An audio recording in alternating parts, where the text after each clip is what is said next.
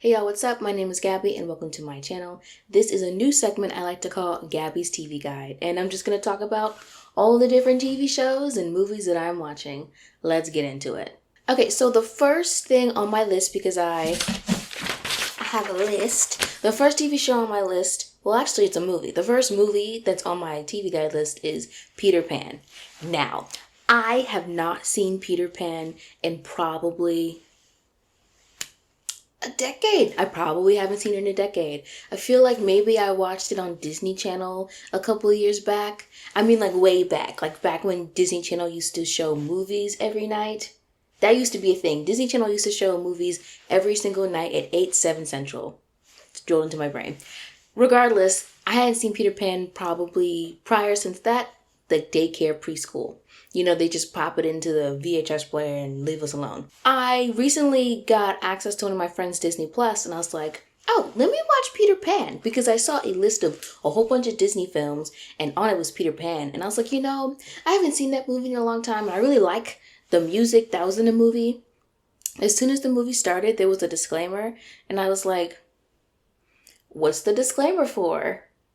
And I'm watching and I'm like, oh, that's why there's a disclaimer. It didn't age well. So my mind had completely wiped all of the truly terrible Native American representation. The only thing my brain remembered was Tiger Lily. That was the only thing my brain remembered, not the songs. They had a song in there called What Made the Red Man Red?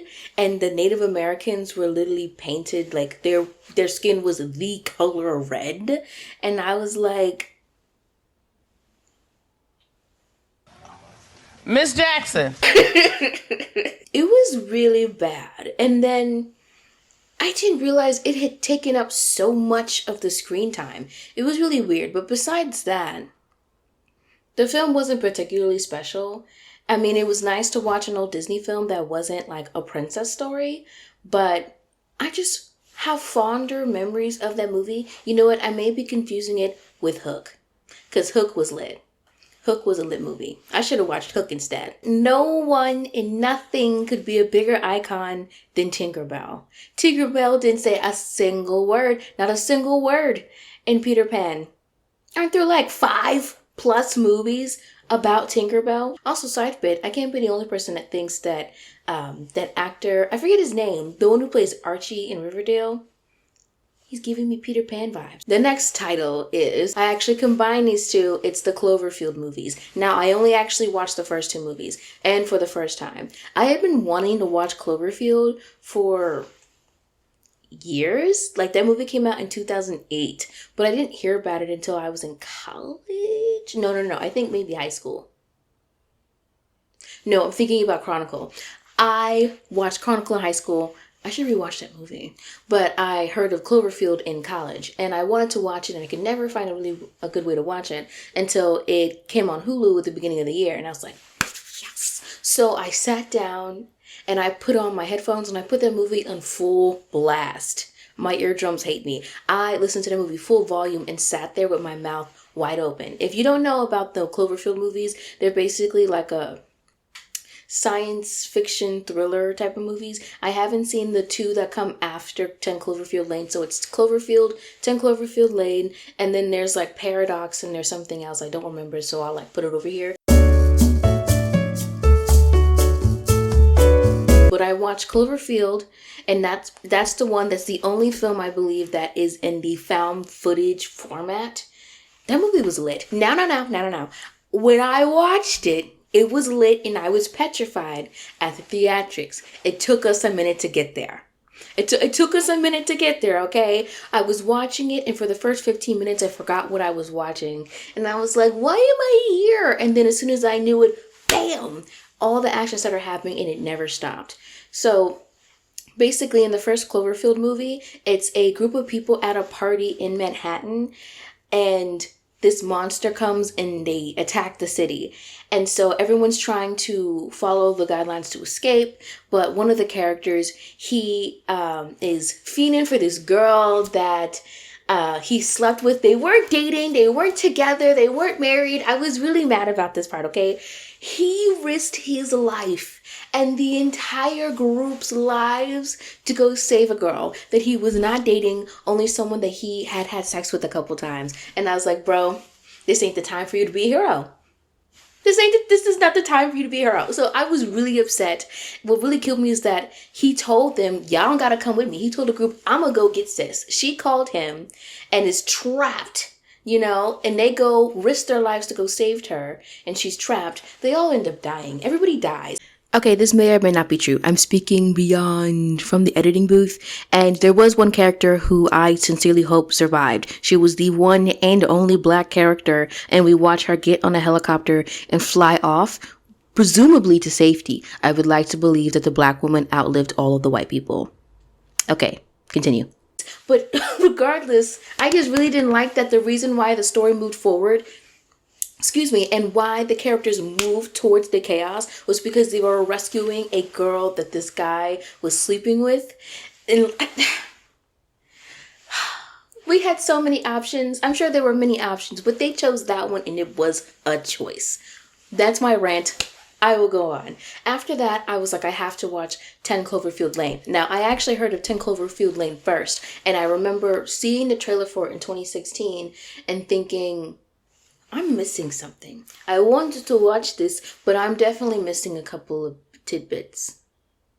Actually, I could have watched it without watching Cloverfield first, but it felt good watching Cloverfield first because I knew what the dealio was. At least I thought I did. 10 Cloverfield Lane was amazing, and that's because, what's his name? Oh my god, how dare I forget a legend's name? John Goodman carried that film on his back. It was a good film. Everybody came to serve. All three of them. It was only 3 people in the cast. It's basically, this film is about a young woman who is, I forget what she's doing. I don't pay attention to anything before the action happens because the movies just aren't good with the openings. But either way, I do know that she left her man's and she was on her way out and she drove away and she got into some sort of accident, and not the main character, but the antagonist / whatever character, Howard, played by John Goodman, he finds her and brings her into his bunker and explains to her that mayhem has happened and the place has been attacked and it's not safe to go out there. The air is toxic and you will die. Now, he was right about the air being toxic, but he definitely hit sis. He definitely hit her. It was wild. I know I'm all over the place, but the point is this. John Goodman carried that film. He was the movie. Wow, I did not mean to rant about that first Cloverfield movie that long. But anyways, we're on to the next one, which is literally like one of the best things I've watched. Like one of the best things I've watched in a long time. I finally, because as you can tell, I'm very late on the titles that I'm watching. I watched stuff way after it blew up. I watched The Queen's Gambit in a day. I never watch TV shows in a day because I like to savor it. I like to stretch it out. No. I had to watch every single episode in a single sitting. The only time I got up was to get a snack or go to the bathroom. That was it. So I was on a whole binge watching different movies and I couldn't think of a really good movie to watch. And I was like, I need something. And The Queen's Gambit was trending on Netflix for months. And I never, ever clicked on it. I never even let the trailer play. I thought it was some boring, British TV show or something. I feel like the actress that plays the main character, Beth Harmon, she has a kind of a British-looking face. Anyways, she slayed, she came, she ate, and she left no crumbs. That actress did a phenomenal job. If you are unfamiliar with The Queen's Gambit, it is a limited miniseries on Netflix about, about a young girl of the name of Beth Harmon, and she is a chess prodigy. A chess prodigy. And basically it's about, her beginning introductions to the game, to her rise. She never really has a decline in her abilities to play, but more so in her self-maintenance as a person. She grew up as an orphan, and then she was adopted, and she spent some time with her adopted mother before she eventually passed away. But at least her adopted mother was very supportive of her deep passion for chess. Everybody came and delivered, okay? Especially the actress that played Beth Harmon and the actress that played her adopted mother. Like, when you see actors that like really know how to truly be compassionate to their character and can capture those subtleties that I just can't explain to you, you know what I mean, and I know you know what I mean. It's so beautiful to watch. And so I really love the scenes with Beth and her adoptive mother. But I definitely recommend this TV show. She was breaking hearts, winning games. Oh my God. It was kind of funny. She was dating all of these like nerdy looking men. It's just funny. The nerds need love too. The nerds need love too. The series takes place in the 50s and the 60s, I believe. The costume design and the set design was immaculate. It didn't feel like that's kind of, I don't want to say it, but I didn't realize certain productions that you see of period pieces and the set and the costume design feel a little stereotypical. Like, I don't want to put it that way, but a very common, like, traditional, basic understanding of a particular time period. But there were so many things that were nuanced with the Queen's Gambit when it came to the fashion and it came to the decor. Like, they put a lot of work into this show. They made chess interesting. If you would have told me that people could make chess interesting visually like that, I wouldn't have believed you. Those TV runners, bravo, bravo. I literally clapped when I was done. I will be rewatching this show. I just don't know when. Okay, so the next title I want to talk about is the movie Contact. I have a very interesting relationship with this film. If you've never heard of this film, I believe it's a 90s film that came out in the 90s. The film stars Jodie Foster and Matthew McConaughey.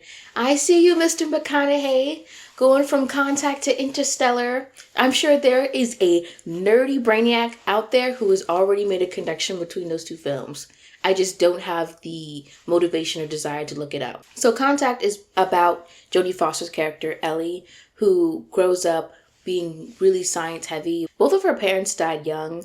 The mother we never see, but we do get flashbacks of the father when she's like listening to a radio and she's trying to communicate with different people.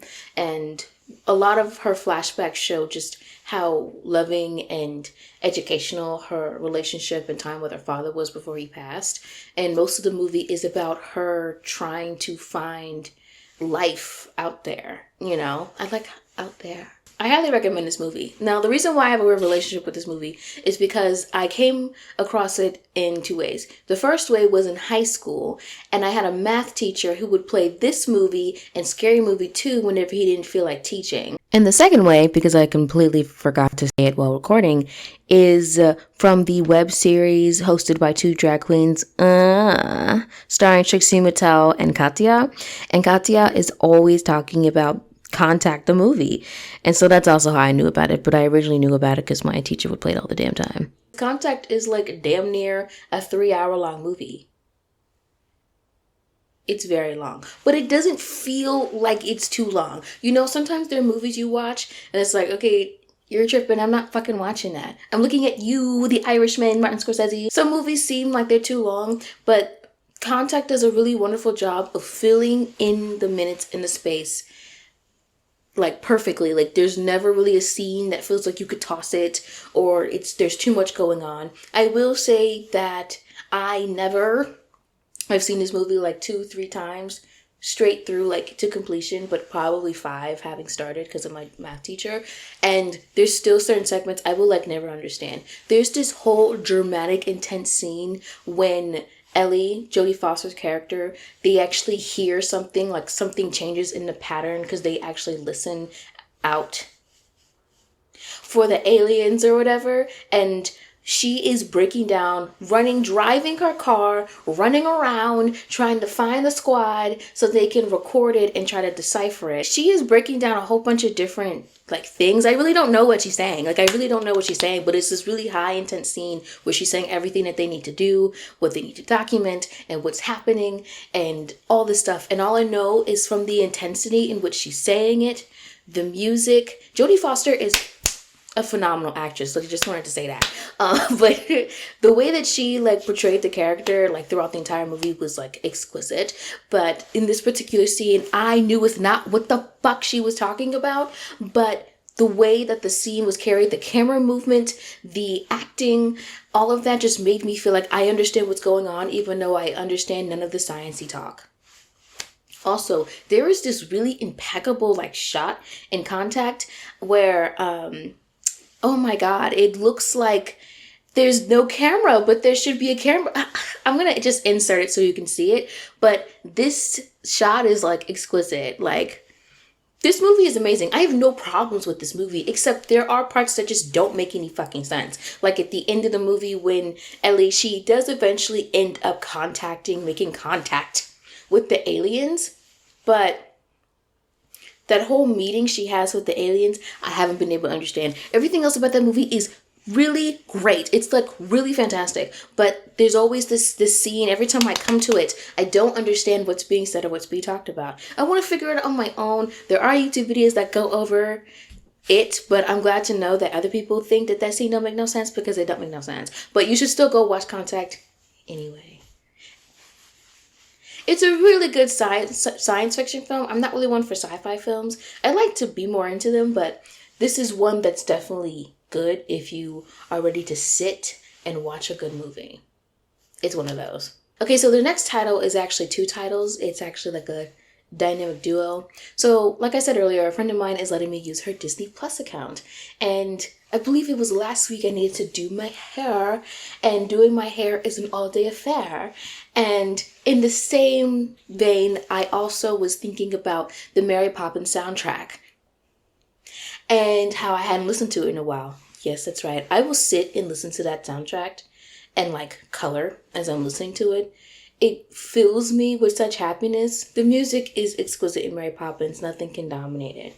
Its only competition is the Sound of Music, and even then, Mary Poppins still wins. I actually ended up watching both Mary Poppins and The Sound of Music in the same day, back to back. I haven't had that type of stamina since I was 10. When I was a small child, I used to have the attention span to sit and watch and rewatch over and over again the same film all damn day. I do not have that stamina anymore, nor that attention span. I actually need to go figure out where I left it and go get it back. Because I normally can't do that, but because I was doing my hair, I needed something to distract me. Mary Poppins and The Sound of Music just knows how to make me feel truly complete. Julie Andrews always has been and always will be an icon. An icon! Ah! As I was watching both of those movies and I was doing my hair, I literally sang along to each and every single one. I was in the midst of flat ironing my hair with tears coming down my eyes because Feed the Birds was such a beautiful song. Same thing happened when I was watching The Sound of Music and they started singing the song The Hills Are Alive with The Sound of Music. That song, I had tears coming down my face. Also, I just have to say, rest in peace to Christopher Plummer. What's really sad was the way that I found out that he died. It's actually not sad. It's actually funny, but it's not funny. My mom asked me, "Did you hear?" And I said, "No." And she said, "Christopher Plummer died." And she told me this 2 days after I watched The Sound of Music. And I was like, oh, damn. I thought he already died. And it's not funny. It's not funny. But my grandmother said on her Facebook timeline, everybody was saying the same thing, how they thought he died. And how somebody was like, oh, well, R.I.P. again. Jail time. I need jail time for saying it. But it was just really funny. I wanted to share it. And it was even funnier because my mom said when she saw the article and it said Sound of Music, she was like, oh no, please, Lord, don't let it be Julie. And what are you doing? Because I was like, you know what? It's how America feels about Betty White. I feel the same way about Julie Andrews. We need to protect our old white women. There's also another thing I wanted to state about The Sound of Music. Christopher Plummer is the original Troy Bolton. Do you know how shocked I was when I found out that man did not sing his own vocals in that movie? Bro, I was like, you know what? Christopher Plummer did it first. He did it first. I'm sure it's a common practice for actors to get a vocalist to come in and sing for them, and they do the acting part. I mean, they do it all the time. I mean, shit, I remember how shook I was when I found out they did it for Aladdin for Jasmine's vocals. But also, I remember being 10 and just being really confused why white people were doing the voices for Arab characters. Anyways, the Mary Poppins Sound of Music dynamic duo just truly fed my soul with so much happiness. You know, I let just enough time go by between the last times I watched those movies, so when I watched them again, I was filled with pure joy. Nothing makes me happier than a movie that fills me with joy.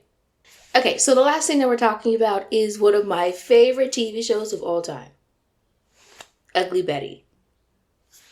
I realize I think this is actually the only TV show on my TV guide list today. Anyways, Ugly Betty is one of my favorite TV shows. I remember when it came out, and I think it came out in like 2005, 2006. I think it was 2006. I think that was the same year Devil Wears Prada came out. Ugly Betty is actually based on a telenovela on the same name. It was like Betty La Fea, which I believe I said it right, and I also believe means Ugly Betty.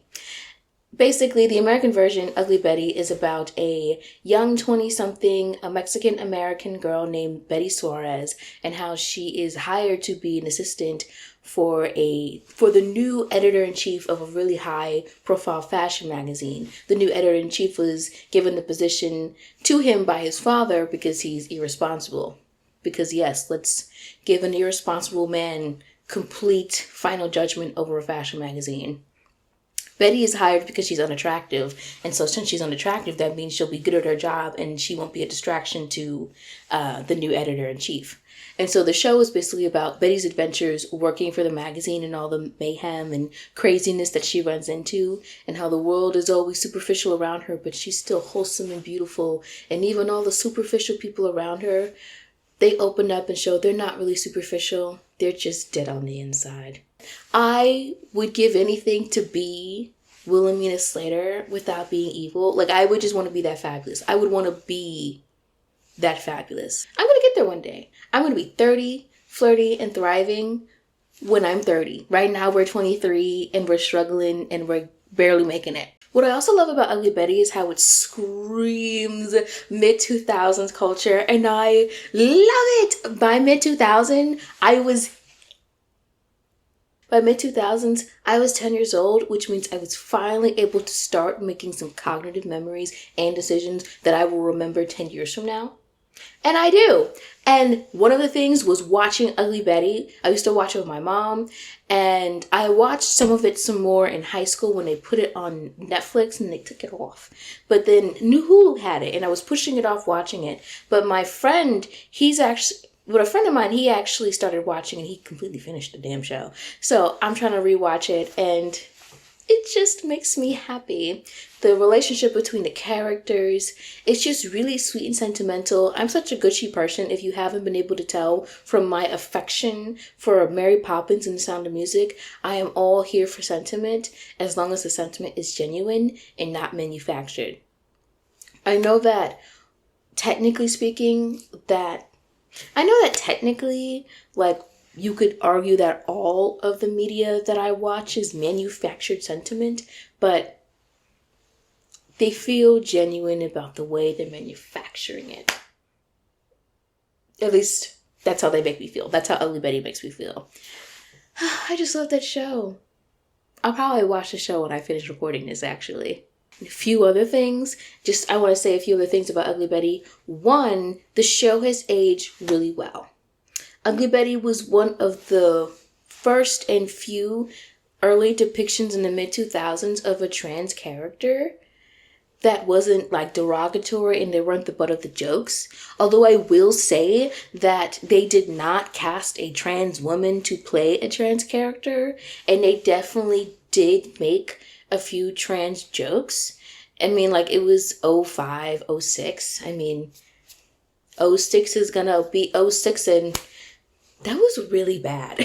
The mid-2000s are going to do what the mid-2000s do, which was a combination of low-rise jeans, disgusting spray tans, edgy humor, and racist jokes. So, I'm not too surprised that some of the jokes didn't age well, but the overall portrayal of the different characters, gay, lesbian, fat, Hispanic, Black, like, it's all very like subtle but respectful representations of different groups. Like, Wilhelmina is the only Black character in the whole show, and she makes very sly remarks that are very very intelligent, but also like, okay, so I know you're not a whitewash character. They don't feel like little bones that don't mean anything, but they come often enough to know she's thinking about them. She's just not saying them because she wants to grow in her power. Like, there's a scene where she's laying in bed next to her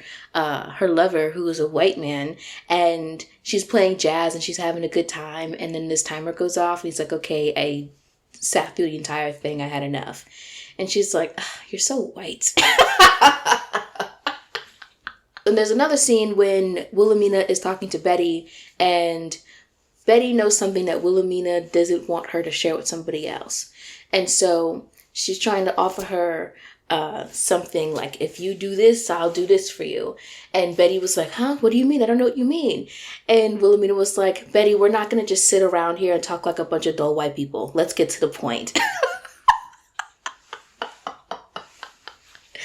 Oh my god. It cracks me up. It cracks me up. This show is iconic. It has aged beautifully. It is such an epitome of 2000s mid-culture. From the clothes. Nothing really screams a time era like eyebrows. That's all I'm going to say. That's all I'm going to say. That's all I'm going to say. And that's it from today's TV guide. I want to end the episode with just sharing some things that I want to watch in the future. And just two things. One I want to watch is this movie I haven't thought of in years.